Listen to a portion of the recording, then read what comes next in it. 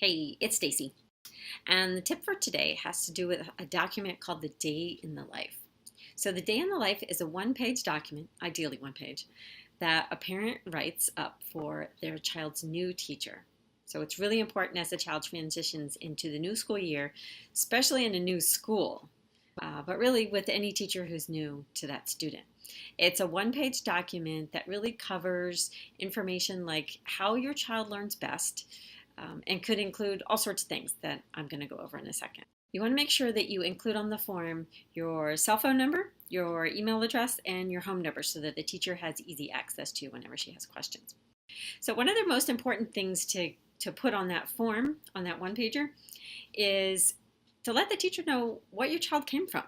So if they were coming out of preschool, for instance, and there were 12 kids and 2 adults, that's really important information for the teacher to know, especially if she's going to have a classroom of 18 students and it's not a supported classroom.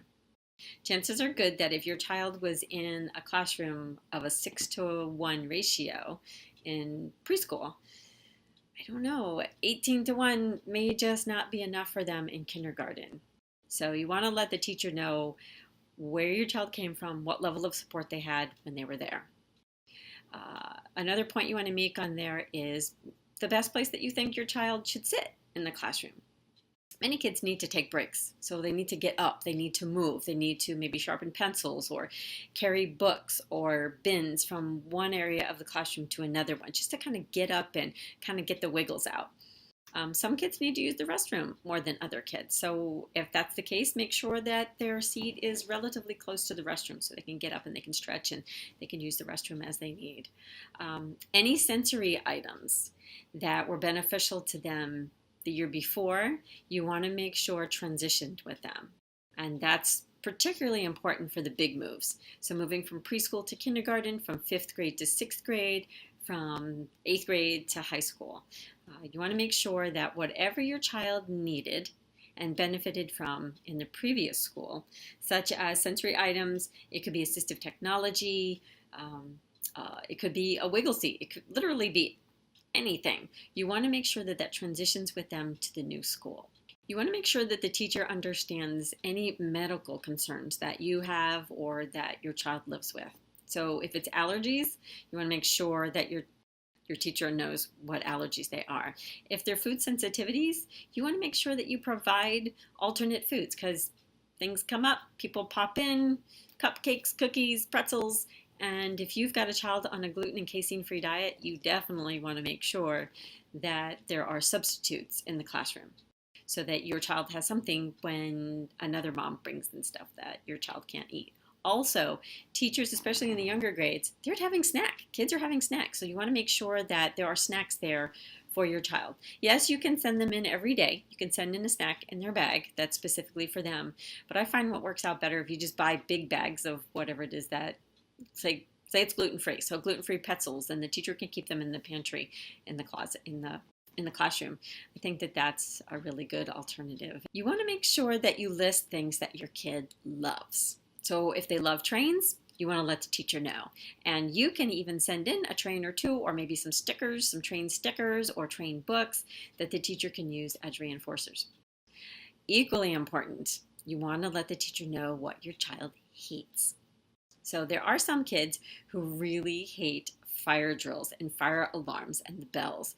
You want to make sure that your teacher understands that, understands how to handle it, what to do, what she can expect. Your child, how she can expect your child to respond to the bell. Some kids do not like the happy birthday song. They don't like it to be sung.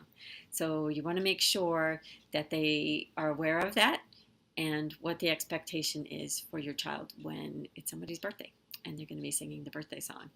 Lots of kids hate timed tests or timed assignments and can really fail to do well on something because they're so stuck on the time constraint.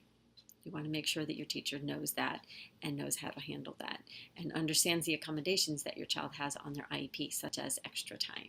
If your child is a visual learner, you want to make sure that your teacher understands that. Because sometimes kids can have just a lot of challenges because they're confused with the assignment and all those words coming at them. They just kind of get lost in all of that. Something as simple as getting a Post-it note and writing the instruction down on that and putting it in front of the child can work wonders. So if you've got that kind of kid, make sure the teacher understands it doesn't have to be that complicated.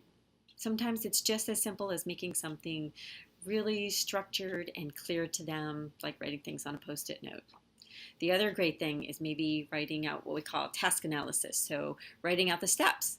First you're going to do this, then you're going to do this, then you're going to do this. Sometimes kids just need to see that and know that yes, there's a beginning, but there's also an end. And I'm really close to the end. And when I'm at the end, then I get to go on to a preferred activity. So you want to make sure that those kind of supports are in place so that the teacher needs to understand what those are so she can implement them in the classroom. Let the teacher know if there are any changes in routine in the home. Because, home life can be a little chaos sometimes too. So you want to make sure that she understands that he may be a little glitchy because there's been a change in the home. Maybe mom took a job and she had been in the home before, or dad's away on some business trips, or a sibling is going through a bit of their own crisis. So you want to make sure that you let the teacher know what's happening. One of the most important things that you're going to have is the home note. Know that children, whether they're in special education classes or regular education classes, can have a home note every day. So it's up to you to work with your teacher to develop a home note that is what you want. Because the home note is not for the school staff. The home note is the communication between the teacher and the home. So you all, as the parents, should be getting the information that you want most about your child's day. And you definitely want to use it both ways. So you also, on a Monday especially, you want to include in the home note what you did over the weekend, what your child loved about the weekend, what they participated in, where they went, so that the teacher and the speech pathologist, if you receive speech therapy services at school, that everybody knows. So that they can say, hey, what'd you do this weekend? And when they give them this look like, I don't remember, which is pretty common for me, that the person can prompt them and say, I went to, and they can kind of start the conversation off and kind of keep them rolling. And it just really helps with topic maintenance, topic development, communication, overall communication skills. So it's a really great support. So you want to make sure that the home note is what you want it to be.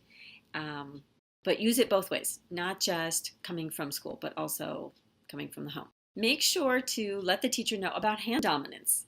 And you'd think that that wasn't that complicated, but I have seen, not often anymore, but I used to see it more often than I see now, but where a teacher would sort of prompt a student to use one hand versus the other hand in writing tasks. And we don't want to do that, especially at the early ages.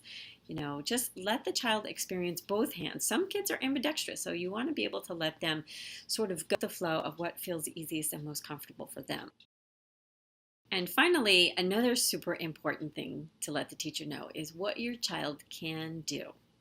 Okay? What they love to do, what they're really interested in, because many kids, with and without disabilities, have a thing, something that they really enjoy, that they love to research, they love to talk about, they love to draw, that they just like to study, maybe research online during their breaks. And sometimes being able to provide that student the opportunity to teach other kids in the classroom about the passion that they have really lets them be the shining star and shows all the students in the classroom that regardless of your child's challenges that they might have, that they have gifts, they have things to offer, and that they can be a vital component to the classroom and really learn how to support other students. So again, keep it brief, one page, because you want them to read it. So if you make it too long, they're just going to set it aside, and then it's pointless. So you want to make sure that it's short, sweet, to the point. I like bullet points, and I find a lot of teachers like that. That way they can kind of scour through. They can maybe use a highlighter pen to highlight the ones that they feel is going to be most important.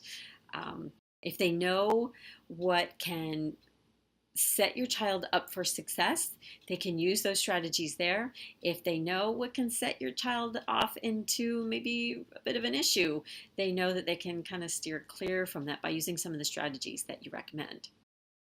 Certainly give them access and options to reach out to past teachers that may have done a really great job with your child. If you have private therapists, give them that information as well so that they can talk to them. And just by everybody being on the same page and having as much information as they can will just make for so much more of a productive year. Okay? So put your list together. Get ready to give it to the teacher the week before school starts. Share it with the ESC specialist. Also share it with the specials teachers. So in elementary school, the music and art and computers and PE, make sure that everybody gets a copy of it. Okay? And remember that there is strength in knowledge.